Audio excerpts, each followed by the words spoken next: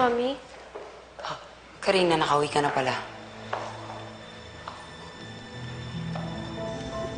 Mami, okay ka lang po ba? Ba't namumutla po kayo? Karina, masakit ang ulo ko. Pwede ba huwag mo na akong guluhin? Umakyat ka na lang.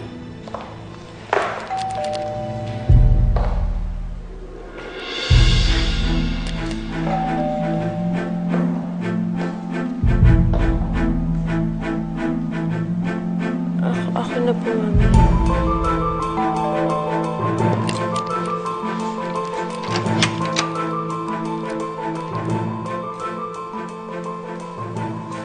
Sandali lang.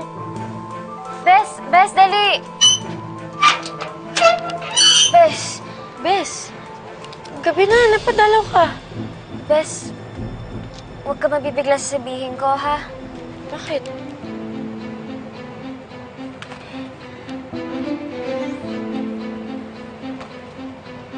Bes, si Yaya Doris.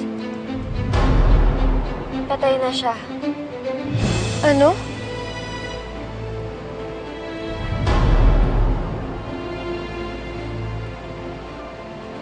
Bes, huwag ka naman magbiro ng ganyan.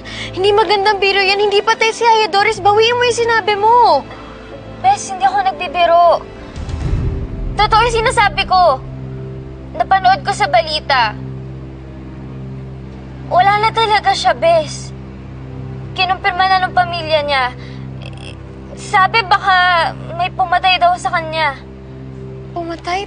Pinatay? Bakit siya papatayin? Hindi pa rin nila alam kung bakit. Hindi nila alam kung ano yung motibo, Bes.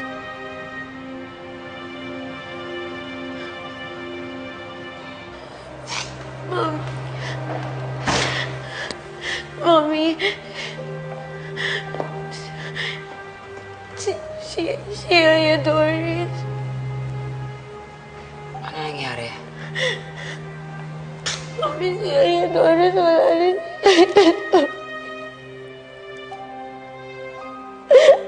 Ano nangyari, Donna?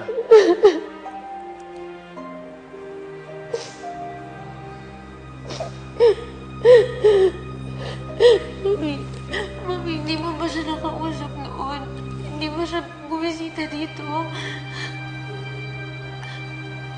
Alam niyo po ba kung saan po siya nakatira? Doon po kasi siya nakaburol ngayon. Hindi ko rin alam eh.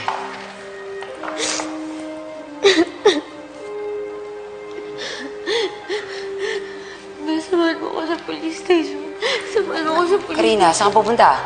Ba't ka pupunta doon? Mami, baka matulungan nila ako makuha yung address ni Yaya Doris. Gusto ko siyang puntahan. Karina, hindi ka pupunta doon.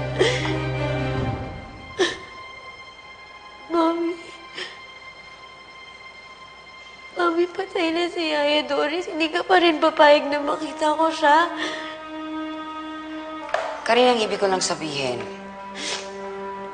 unang gabi ngayon. Siyempre, pamilya yan. Gusto nila sama-sama sila. Makikigulo ka pa ba doon? Kung gusto mo, sasamahan kita bukas. Oo. Ha? Pwede ba yun, Karina?